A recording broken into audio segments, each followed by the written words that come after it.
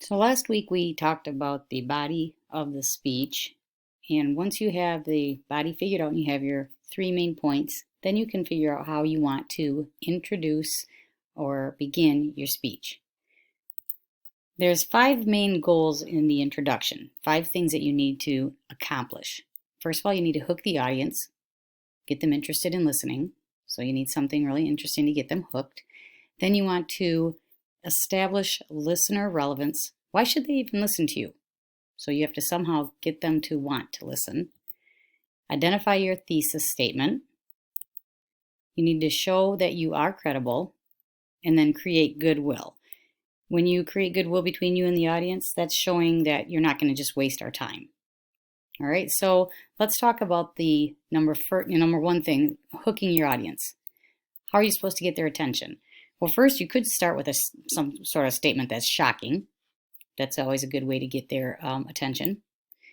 You could ask them a question, and this one seems to be the most common. You have to kind of be careful not to use this one too much, but you could do this in two ways. If it's a direct question, you could say something like, by a show of hands, or, stand up if you've ever, that type of thing. So it's where you're actually expecting an answer.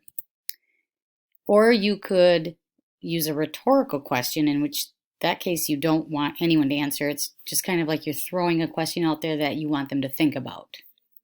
So that's called a rhetorical question. You could use a quote from someone else to get their attention, starting with something someone else said.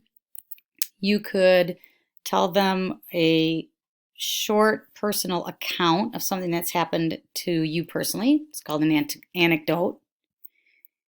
You could use humor. Now this one I have to warn you to be very careful with. You don't want to offend anybody. A lot of times they'll say, if you wouldn't say it to your grandmother or in front of a pastor, priest, minister, don't say it if you wouldn't say it in front of those people. You also need to be sure that if they don't find it funny, that you know what to do.